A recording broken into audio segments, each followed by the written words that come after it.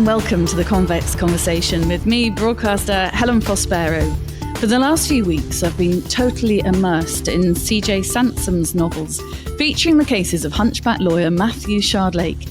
It's fiction, but set against the backdrop of King Henry VIII's brutal reign in the early 1500s. I've been missing stops on the tubes, staying up late, having found a renewed fascination for history. And I've been equally gripped by Alice Loxton's lively posts on Instagram, where she brings to life bite-sized, intriguing historical facts and little-known stories from various periods in authentic settings. Alice is a 28-year-old historian, presenter and author with more than 2 million followers on social media. Here she is with a fascinating tale from a church in the Cotswolds. This is one of the most famous doors in Britain and possibly the inspiration for Lord of the Rings. It belongs to St Edward's Church in Stow-in-the-Wold in Gloucestershire. The church was built in the 11th century with many later additions. This is the north porch of the church, and when it was built about 300 years ago, young yew saplings were also planted either side. But over the years, these trees have grown to appear as part of the architecture, so it's no surprise that this is rumoured to have sparked Tolkien's inspiration for the Doors of Durin, the west gate of Moria, which leads into the dwarf world in the Fellowship of the Ring. Indeed, Alice has packed a lot in, working with the National Trust, Downing Street, Sky Arts, Christies, Sotheby's and more. She's hosted documentaries on History Hit TV with Dan Snow, who calls his co-presenter the star of her generation, the next big thing in history. Praise indeed. Alice is passionate about bringing history to mainstream younger audiences, and I'm delighted to have her on this week's podcast because, Alice, I've got to tell you, you are my guilty secret. I'm addicted to your posts. I'm so sorry. Don't apologise. You've really just brought history to life for me again in such a simple and fascinating way. Tell us about these posts that you do, which seemingly will feel like they're almost daily. Well, yeah, exactly. I mean, that's the impression I hope to give across, at least, that I'm always out and about, which I am in many ways. But it's been great fun. You know, I've been on this real adventure making all of these videos. It's really boomed on Instagram. And it really started, I just was posting about locations that I found really interesting. So churches and cathedrals. And amazingly, there are millions of people out there who also find it incredibly interesting. And so it's been this journey of discovery for myself, learning about history, but also I feel like I've been joined by all these other enthusiasts and we've been discovering these places together. So it's been really great fun. How do you come up with such gems and decide where you're going to go? Because you don't just go to somewhere that's really famous and obvious. If you are somewhere that's really famous, you come up with little known stories. Yes, I mean, it's interesting the way it works. Honestly, there's not really a rhyme or reason to it. What will happen is I will contact the marketing team of somewhere like the Tower of London, and they're always incredibly kind and warm and welcoming. I won't really plan what to talk about until I get to the location. And then I really just have this system of looking at something and thinking, that's interesting. And then I think, am I that interested by it? Do I actually find it that gripping? And then I just think either no or yes, and then I'll make a video about it. So it's not really thought through more than that, because I think sometimes in the guidebooks, there's this big story, but actually I just don't feel like it's that interesting somehow. So I don't know, it's just my natural eye for what genuinely interests me. And I think that's a good measure for whether it will interest other people. I think the thing that people really like are tombs, cathedral tombs, people are really, really intrigued by. But it's also all of those kind of secret hidden details that people are very familiar with, but perhaps they don't know that the amazing history behind them. So for example, there are lots of bollards in London, which they are shaped in that way because of the cannons that were originally there, that were originally used. Or there's certain windows or brickwork that is shaped in that way for a particular reason. And people probably have no idea. And I think they really like the story because then they can go out into the world and then they can see this history and identify it for themselves. So it's really fun. I think once you've started following you and heard some of your stories, you start looking out for things yourself. You say that then people like tombs and things like that. I don't think you get better examples than at the Temple Church, which I saw on your Instagram recently. And I went to a charity carol service there. Oh, yeah. And saw the tombs of, I think it's the Knights Templar, isn't it? Yeah. There? But left thinking, well, I sang a few carols, but I don't really know anything about them. And I just wanted to delve in. And that's a fascinating place for you, isn't it? The Temple Church. Yeah, Temple Church is an amazing place. I've filmed there quite a few times now. And it's got this just incredible history. So it was the HQ of the Knights Templar, which is basically this group of crusading knights. And people probably know about it because of the Da Vinci Code. It's all to do with that sort of thing. But it's also really important in the story of Magna Carta. And it's in the heart of this area where the law courts are. So it's kind of got that really important legal status too. And every single church you go to will pretty much have 800 years worth of history. And that's what's so remarkable about this country and other countries too. But, in Britain, we are so lucky that we have these amazing historic buildings. And I can go into any single church and I know there's an amazing story there because it's 800 years worth, and Temple Church is no exception. So it's got the Knights Templar. It was then, developed over the years in all these different ways. The most dramatic part was probably during the Blitz. It was completely kind of wiped out. So what you see today is pretty new, actually. But with very careful restoration and everything, it's been sympathetically, historically restored. I mean, did you realize most of it's new, that building? Or no, you see, I didn't. I was trying to remember bits and pieces from the Da Vinci Code that were sort of bringing it to life. I also did a big faux pas at that service. I was right in the middle of the choir. And when at the beginning they come in and they sing Once in Royal David City, and it's solo, and then everybody joins in. Well, the choir sang, so I sang too, and I don't have a very good voice. And I wondered why one or two of the choir members were looking at me in a strange fashion. And then I realized that actually it was supposed to be just the choir. So that's my abiding memory of the temple. That's and also really funny. my son auditioned for the Chapel Royal and actually got very close to getting in. And one of his auditions was at the temple. So it feels a very special church to me. That's really funny. But I mentioned CJ Sansom's novels. I don't know whether you've ever read them, but there are 7 and they're really thick. And I'm not a big reader and I cannot put the things down. And they're set all in that area because it's the legal world in Henry VIII's time. And I think I've loved the Tower of London since I was a little girl, and I've got those embarrassing pictures of me with beef eaters and things. When you go there, what are your favourite bits of that? And is that one of your favourite historical sites in Britain, do you think? Yeah, I mean, the Tower of London is absolutely epic. And every time I go back, I find it incredibly exciting. And I have to go back for all sorts of reasons all the time. But every single time, it's just so wonderful. There is just so much history there. And so much horrific history as well. I was at the chapel there the other day just for a Sunday service, and that's where they buried the people who've been executed on the Tower Green. So that's where they buried Anne Boleyn and people like Lady Jane Grey. And I mean, I still just find that incredibly moving to know that happened. And I was reviewing a book recently all about young Elizabeth I and just being taken through the motions of Anne Boleyn being taken to the Tower, first of all for her coronation, and then just not many months later, she was there for her execution, and then she was executed. And the stories are just unbelievable. It's so hard to believe that these things really happened. And that's why the Tower is amazing, because you can actually go and walk in those footsteps and be in the very space where these things happened.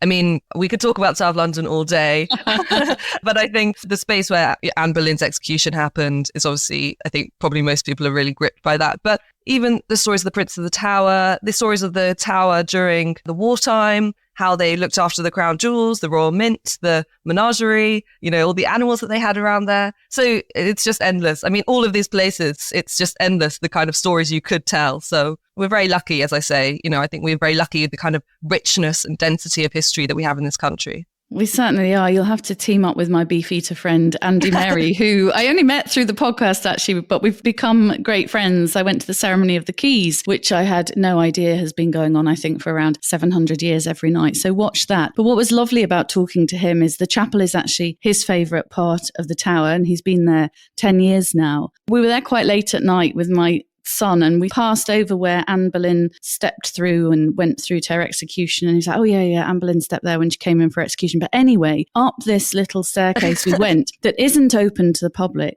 And we saw a 12th century painting that they've managed to uncover. It's the crucifixion of Christ, but you can't see Christ on the cross because the Tudors built a fireplace over that bit of the painting. And they're not allowed, obviously, to remove the Tudor fireplace. So it just is teeming with incredible stories, I think. It is amazing. And that's what's so funny about history, is that it's full of these kind of human errors or human mistakes or things that we would just find so ridiculous. I suppose that's perhaps what I try to bring out in what I talk about on Instagram, is just trying to make this kind of, bring that to life. That once upon a time, there was some builder in the Tudor period who was thinking, all right, so this is old painting, and look, that's where the fireplace needs to go. And, they would have had that conversation, like, where's the fireplace going to go? And, oh, that doesn't matter, that old painting, and we'll just put it there anyway, or bringing in the engineer or something like that. Then suddenly it becomes this kind of lively event that you can kind of imagine. So those are the kind of stories I like. Well, we've talked about big places like the Temple and the Tower of London that we're all very familiar with, but I like it as well when you're somewhere unusual or somewhere that I would have just walked past and not realised. A little bit like the clip we used in the introduction when you're in a church in the Cotswolds and you've got this magnificent story about the Tolkien doorway that normally you'd never have noticed. You'd have just walked past and thought, that's a pretty church. Do you enjoy those little gems where you find perhaps an item or a desk or a piece of something that tells a story that nobody would have really thought about unless you'd particularly highlighted it or you had a special interest in it? Yes, definitely. I love the big stories. I love the places like the Tower of London. And I think it's great to tell those stories because so many people have actually been there. So it reaches out to a lot of people around the world. But what I find most exciting is being able to go to some really kind of obscure village or church or find some really odd detail like a fence post or something like that and then shine a light on that. And I think why I like those kind of stories is because there is so much history across Britain. There is just an unbelievable amount of history to discover for free. Every single village has an amazing 800-year-old building, which is the church. And if you think it's 800 years old, you can go in for free. It was built by ordinary people. It's used by ordinary people. And I think we're very blasé about those buildings being there. And it's so exciting because actually there is so much history that people could discover on their doorstep. And that's why I like those kind of odd regional stories, because I guess I try to encourage people to see that history doesn't just have to be going to a big museum. You don't have to be in London. You don't have to be at an art gallery somewhere. And you don't have to pay the quite expensive price sometimes to go into whatever the attraction is. But actually, there is history on your doorstep. And there is history in every street in the country. There's history in every lane, in every field. There's a lot of history. And I just really like the idea that I'd be able to help people and help myself wherever you are in the country. If you're just walking along any lane, bringing it to life and having and understanding the stories behind it. And hopefully that just makes people's day to day, as it does for myself, far more exciting and interesting. So I think some of the church stories are really cool. I mean, I'm a huge enthusiast for this stuff, but it is just incredible. Every single time I go into a church, I'm amazed at what I can find. And I'm confident every single church I go to, you could make a viral TikTok for sure. I'm sure you could. If you went to Grimsby Minster, which is where I'm from, my 100-year-old grandfather, who's now not with us, but he went over the top of the Somme and I did a documentary with him. He was in his 90s and I retraced his footsteps in France and we went and did some filming in what is now a minster in Grimsby. And I'd gone in there for years and not noticed this wall of names in gold. And you know what I'm going to say, Alice. They were all brothers, uncles, nephews, and they were all the names of those who were lost in the Somme. And the person that was showing it to me was my grandfather, who, when he died, was the last surviving member of the Grimsby Chums. And I often watch now if I'm home and if I pop into the church. Gosh, people don't really know that. But there's a wonderful part of Grimsby's history there and all these men who signed up as volunteers for Kitchener's army. And it's just there for the taking. But it needs somebody like you to bring that. Maybe you'll end up in Grimsby one day and tell that story. Well, you know what, Helen, my big kind of anxiety that keeps me up at night is that I need to go and see all these places and I want to go make content about everywhere in Britain. Like, I just want to go everywhere. And I've only scratched the surface of what's out there. I've been to some of the best cathedrals, but actually I'm probably 5% through the cathedrals. And there's just so many places I haven't covered, which I'd love to cover and I'd love to give a platform to. So yeah, I will definitely come to Grimsby. And people always give me loads of suggestions and I'm like, I will definitely come, but it might take me 5 years. Oh, well, if it takes you 5 years, my mum will make you tea or something if you go to Grimsby, because she's still up there. Just going back to what you were saying about really history, I suppose, being there in plain sight, I've chosen, it's been so difficult to choose clips because I love all of your clips. But one of my favourites that you did on that front was a simple little known fact about some fairly unremarkable looking metal railings in London. These may appear to be ordinary railings, but they are actually a vital part of London's World War II story. They are the emergency structures used by air raid officers to carry wounded civilians during the Blitz. Thousands of stretchers were produced for the war effort. They were made from a single material, making them cheap to manufacture. The design, too, was straightforward, 2 poles flanking a stretch of wire mesh. This meant they were very easy to clean, particularly in the case of a gas attack. So that's one of my most popular videos. People are always fascinated by that story. Again and again, people just seem to adore it. And I think the hook there is that it's this thing that people are incredibly familiar with, or, they feel that they might have walked past those railings many times, and that actually there is this history there that's so tangible, that's so moving to think that those stretchers were used to save people during the Blitz. And it's one of my favorite stories too, for sure. There have been newspaper articles about me making that TikTok saying people are going mad on TikTok realizing this crazy story. So then the newspapers obviously think it's really interesting as well. It's not really anything to do with me. I'm just delivering the story, if you like. But people are obviously really interested by that kind of history that is hidden in plain sight. It's a classic thing of something that is so ordinary seeming, but actually has this remarkable history. How have you grown that following, Alice, or has it just grown organically and amazed you as you've watched your numbers leap up? Yeah, I mean, it's just organic. I just basically make lots of videos and put the time in and edit them and upload them every day. And there's one a day. And I think people often perceive with social media that it shouldn't take you that long. It should be like a side thing. But actually, I've spent a lot of time filming and editing, and it could have been a full-time job, I suppose, but I really love doing it. So it's always been something I do on the side, although now it's more part of what I do. But it's just consistency. It's just constantly going out there, constantly filming. And I think also I just really enjoy doing it. And I think with anyone who's successful on social media, if you're passionate about something or you're really into it, it shines through. And that's the key thing here, really. Your passion really does shine through, which led me really nicely onto what I was going to ask you next, which is, where does your passion for history come from originally?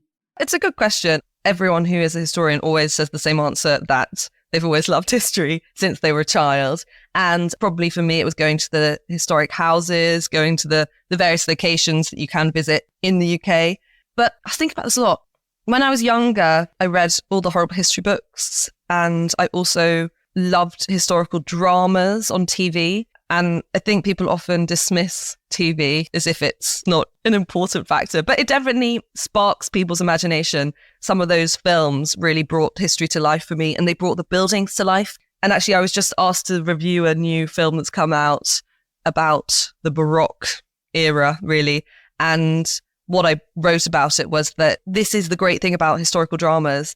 They might not be accurate. In fact, they're definitely not accurate, but they do bring these buildings to life. When you go and look at his stately home, it's very hard to imagine people actually living there, but that's what these kind of TV dramas, I think, help. And for me, they definitely sparked some sort of inspiration, I think. Were there any particular houses that you remember from when you were young that were ones that you felt really did inspire you or lead you on that course to become a historian? I remember visiting the Houses of Parliament and Westminster Abbey when I was very young. And I remember seeing the tombs in Westminster Abbey of Elizabeth I and of Mary, Queen of Scots, and just being completely transfixed by it and just thinking it was the most exciting thing ever. And I remember going through the House of Parliament and finding that incredibly exciting as well, just to know that this is where everything had happened, this is where it's all taken place. And also that the history, even in Westminster Hall, is just such an incredible space. That's the oldest part of the building. That's where Charles I was tried. For anyone who likes history, I think those places just come alive as soon as you go there. And for me, it's just always been this naturally fascinating thing and very, very, very exciting. Was it? Oh God, I hope I'm going to get this right, Alice. Was it Charles I's earring that you were holding the other day? Oh, yeah. Oh, that was my 2023 highlight, probably.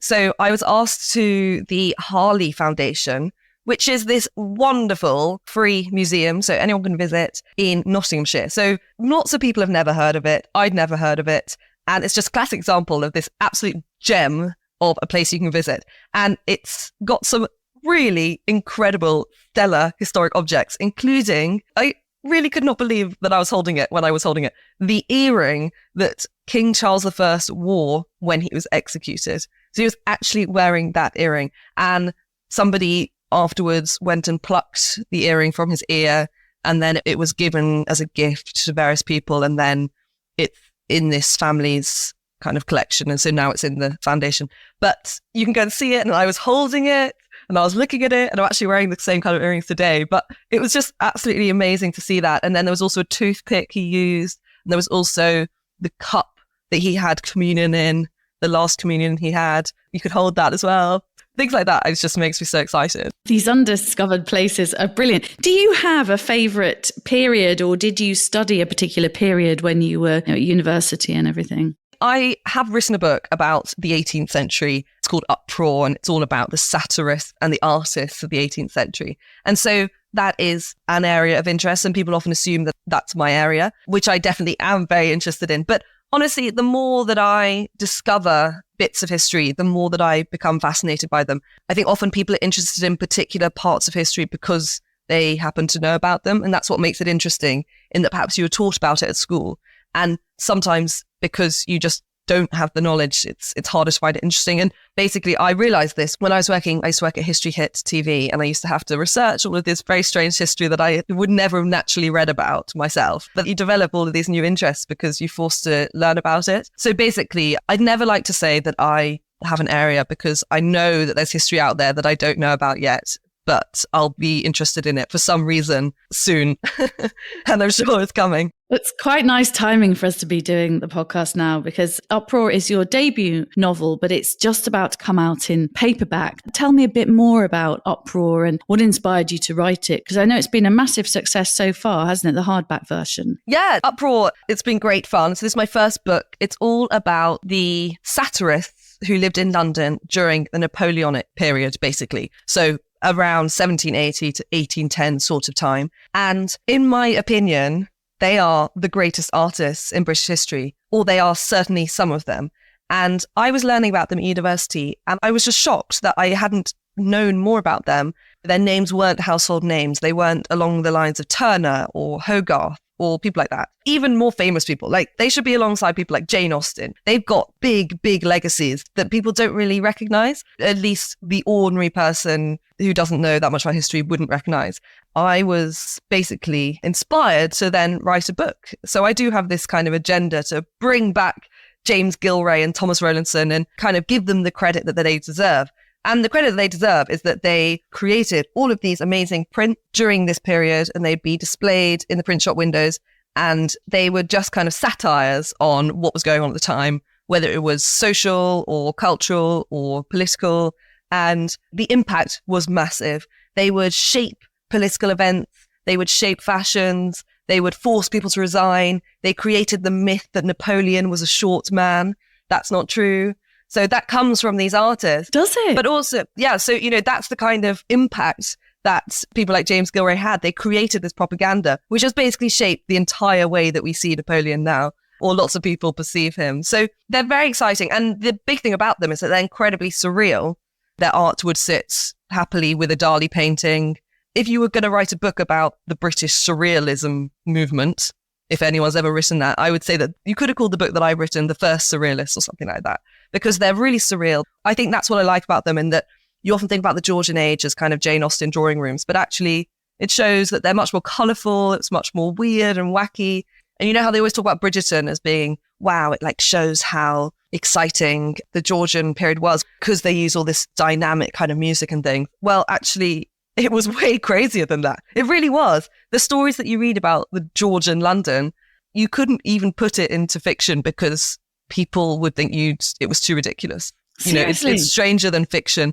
I tried to bring that all together in this book, Uproar, and it's done very well, and it's been really exciting. And yeah, the paperback's just come out. We've just done a Blackwell special edition, which has been really fun. It's got quotes in from TikTok followers. It's got extra content. And then the standard paperbacks coming out mid-March. So Mid-March, yeah, it's very fantastic. exciting. And there is also discussion of, this is the first time I've said this, there has been various discussions about screenplays and things like that. So maybe we'll see something in the Fantastic. future. Well, watch this space. What about Yeah. the title? The title is very attractive as well. Uproar just Yeah. wants to make me. Well, I will get it because I like paperback much better than hardback. Same, so now same. It's in paperback. I like the feel of a paperback. Yeah. But the title draws people in as well. How hard did you have to think about that? And where does the title come from, really, Alice? Yeah, it's a good question. And the title is so important because I did think, should I give this set of artists a name?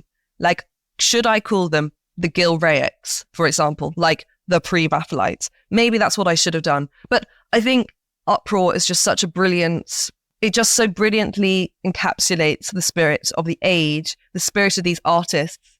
And it's so important that it has an exclamation mark at the end because it was really loud and exciting and vibrant. And people would go and see the print in the print shop window, and there'd be these massive crowds of people fighting to see the new print. This was kind of like a social media of its day, in that it was this really quick way to respond to what was going on. And it literally caused uproar. It did actually cause uproar. So I think it's not just a bit of fun. It's actually historically very accurate. You picked absolutely the right title for that. And it will definitely draw me in. And I know that you've got a second book, which is coming out later this year. And she says, giving a little plug on my very small Instagram, is available for pre-order now. The cover looks great. It's turquoise and gold. It's called 18. What's it about? Yes, this is very exciting. So this is the second book. And it's all about people in the past when they were 18 years old. So we've gone for British people in the past when they're 18 years old. And really, I just wanted to focus in on young people.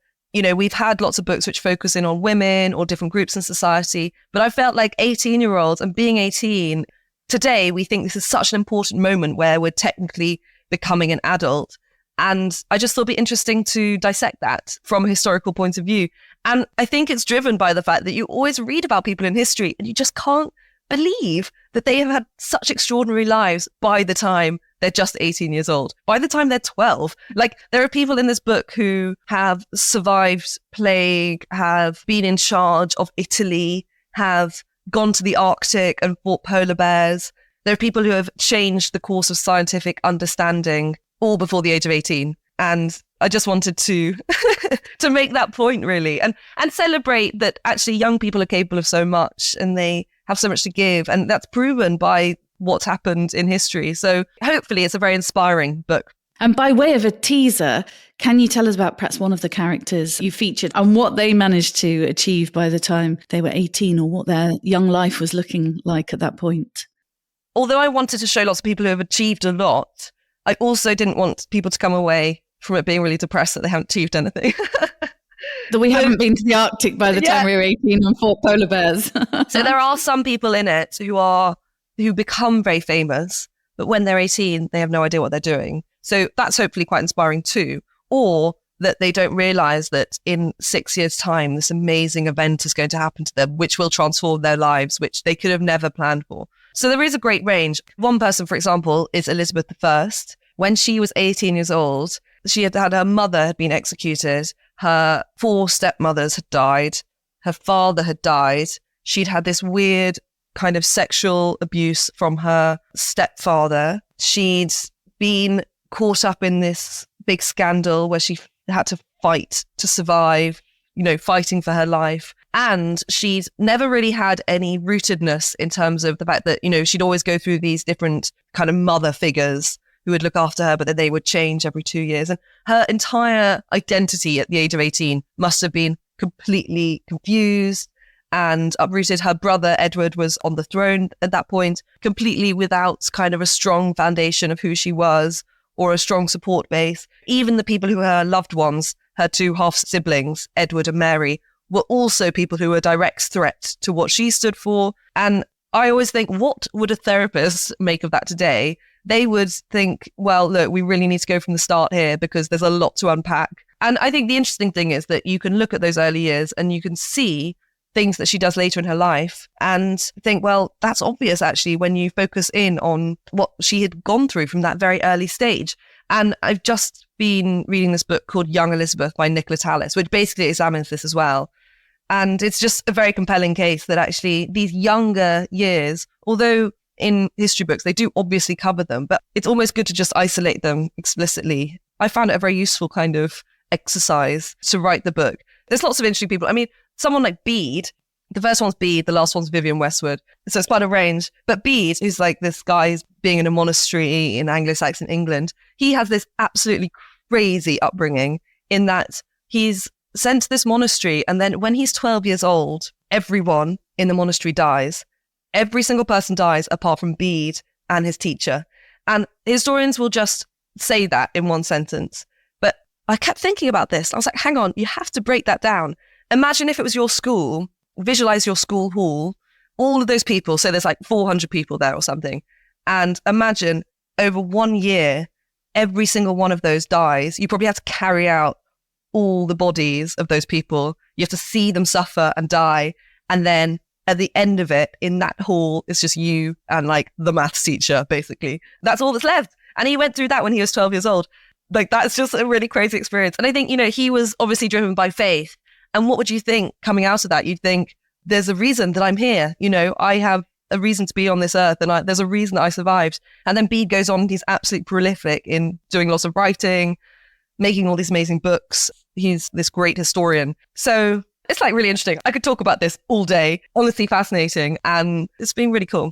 It sounds like it was a really cool journey for you to go on. And it's really clear. I was going to ask you why you feel strongly or passionate about bringing history to a mainstream audience. But I guess the answer sort of stares me in the face when I look at you just come to life with it. Yes. Fascinating stories, aren't they? Why would you not want to bring it to a more mainstream audience? Because history in my day, it was so stuffy. And our history teacher, I think a lot of it depends on who you're taught by at school as well. Yeah. Just did not really bring it to life for us. Yeah. Well, people always say that to me. They always say, oh, I had a history teacher that I found so boring at school and I've been put off history for life. And I think people have this lens of history that it should either be something you like at school, or it's something that you only enjoy because of a book, or this quite serious thing, or it can only be talked about by someone who's a kind of professor at Oxford.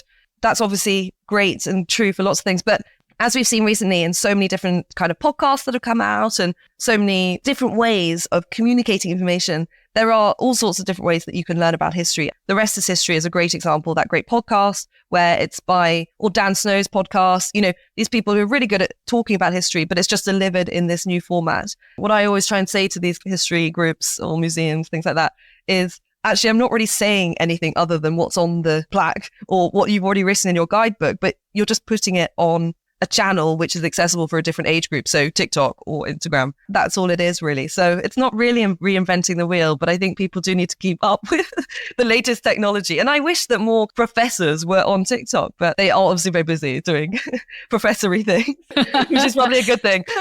I think as well as your content and locations, Alice, your style also is very attractive. You have an amazing looking collection of what looked to me like Chanel style skirts and jackets and pastel colours and fun colours. I mean, presumably that's a passion of yours too, is it? Because visually you look fantastic. Oh, well, that's very kind of you to say. It's really fun. I suddenly realised it's way more fun just to dress up like all the time and look smart. I do like doing that. There's also something to be said for, on TikTok, say, you need to grab people's attention quickly, and almost people might mistake me for a fashion influencer or something like that. Maybe they come for that, but then they stay for the history. On TikTok, you have to get people in the first 0.5 seconds, otherwise you've lost them. So it's pretty dog eat dog out there. But I think also it's about changing the perception of what a historian would be, of who talks about history, in that it doesn't have to be someone who wears an anorak. Anyone from any walk of life can talk about history, I think. History is there for all of us. We all have access to this history in the same way. And I guess I've never seen anyone who wears like cool suits talking about encaustic tiles of Winchester Cathedral. And that's sort of why I did it. And I guess I also like it. The problem with lots of heritage sites is that they're not perceived as very cool. And I would not ever like to suggest that I am the cool person on TikTok and Instagram at all. In fact, I don't ever feel like that. But I guess just trying to change the image a bit. It's such a cool image. I'm way too old to wear, skirts like that, but I love your style. I think those that's very suits are kind of you. beautiful. They're pretty and they're lovely and they just look great. Well, that's kind. You've also interviewed lots of historians about their work. Somebody who's on my list, if I can get him at some point, is Sir Don McCullin. Oh, yeah. I've been to exhibitions at the Tate and various exhibitions of his extraordinarily moving and brave. His life's been at risk when he's captured some of those incredible war images. What was Sir Don like? Oh, incredibly lovely and kind and just a lovely human being, actually. So I was interviewing him at the Chalk History Festival, which is this amazing festival that happens every year in Salisbury, in the Salisbury countryside, the rolling countryside of Salisbury. He was there and it was so low key in some ways because I think he'd just given a talk, but then they had this kind of historian speaker corner where it was just this open tent and anyone who's just wandering past could walk in. And I was just chatting to him for about 40 minutes. And it was like a really amazing moment, actually, because it was almost this like really low key part of the festival, but it was really intimate. So lots of people would come in and it's almost, we were just having this big conversation together. But yeah, it's a real honor to interview people like him, to share the stage with people like him, if you like. And afterwards, in the speaker's tent, everyone obviously knew who he was. And he came over to me and he was chatting loads and he was very generous and genuinely interested in people. And obviously, that's why he's done so well, because he photographs people. But, he genuinely was incredibly nice, yeah. And recording more modern day history. People in hundreds of years' time will look back and discuss some of the work that he photographed and what was going on at the time, I suppose. Also, the one that caught my eye was Philippa Langley, because I did read a lot about the search and the exhumation of Richard III. And I think Philippa was portrayed in the film The Lost King as well. Was she fascinating to talk to? Yeah, she is amazing. I think she's literally such a cool figure. I just can't get over the fact she actually discovered Richard III's body. People have been trying to do that for 500 years and she just did it. And she was just this like mum from Edinburgh who just got really into it and she actually discovered the body. And I feel like she is often debated in the press by historians and I don't know. I feel like sometimes she gets really mean press sometimes. But you can't argue with the fact she discovered Richard III. And I think it's just incredible that she did that. It's like the biggest historical discovery of the century. And it's all to her and obviously some other people who helped her as well. It's just amazing, her story. And it's amazing, her determination, her dedication. I love her. I think she's amazing. I can't remember now how she did it, but I remember being slightly obsessed with the detail of it at the time because I just found it so fascinating. How did she find Well, him? she basically just got really into the story and she like became really obsessed with learning his story. She had this theory that he was buried in this particular place. You can watch the documentary where they're digging and they literally just start digging in this car park and she's standing there and then they just find him pretty much straight away. It's really incredible. I think she's just such a... I can't believe she found Richard III. That is just the biggest, most incredible achievement that anyone could ever have done. All these people are writing history books and all of us are like making podcasts and, making TikToks and stuff. But she actually just did something so incredible. And I'm just always in awe of that. It's quite wonderful. Before I let you go, I was just going to mention the Enigma machine because I've got a little clip of you with that, which was one of my favourite examples of where you feature something. I love Charles I's earring, which I didn't really know about. And obviously I've heard of the Enigma machine. But let's just play a little TikTok clip of you there. During the Second World War, this was one of the most important objects for German espionage. It is an Enigma machine, which, by codifying messages, allowed the Germans to send top-secret information without it being intercepted by the enemy. The machine was originally developed by the Dutch to encode business communications and banking secrets, but the Germans bought the patent in 1923 for intelligence purposes and adapted it for use in war. That's an amazing object. I absolutely loved holding it, feeling it. And it was all part of this project I did with Spyscape, which is this big spy museum in New York, where we were telling the history of the world through spy objects. So that machine was one of them. There was also Napoleon's briefcase that I was holding, a dispatch box from the Victorian period. There was this little button that would have been used if you were dropped in enemy territory. You could unscrew the top and it would have a compass inside. There were also notes from the Cambridge 5 set. So The thing is, when you get asked to do things like this, it's such a privilege. I'm always just so grateful that I'm asked to be involved, and holding these objects is just so incredible. Every single time you hold a historic object, it's just this amazing connection to the past, and I just find it endlessly exciting. What's next, Alice? What's coming up? Oh, that's a good question. I'm not sure. There's so much going on all the time, and I'm always trying to think further ahead. I've got loads of book ideas, and this is quite an exciting one coming through. But I'd have to talk to my publisher and my agent. and lots more Instagram and TikTok for us to enjoy. One thing that I've thought about recently is I've really become quite obsessed and a little bit concerned with the church, the current situation of parish churches, in that they are the big, I think in a few years, a lot of parish churches will kind of fall into disrepair. I think they will basically not be in use. And I think in the future, they might be like, this was the point where the parish church was lost forever after 800 years. And I think I might make it my mission to really share as many of the parish churches as I can and go on a bit of a church crawl, if you like, to kind of combat that. So maybe churches is going to be my big kind of campaign. We'll see. That would be a good one. Marylebone Church, which is really, really beautiful and one of my favourites, has had tens and tens and tens of thousands spent on it. That's the problem, the upkeep of these churches. I know. And I'm sure there's some fascinating history in that one, as all of them. It's been such a pleasure. I've loved talking to you today. I feel like I'm with my sort of hero from Instagram. My daughter would be all embarrassed going, oh God, you didn't message Alice on Instagram, did you? How embarrassing, Mom. But it's really lovely when you follow somebody and enjoy what they do. And then you get the, yes, I'll come and join you on the podcast.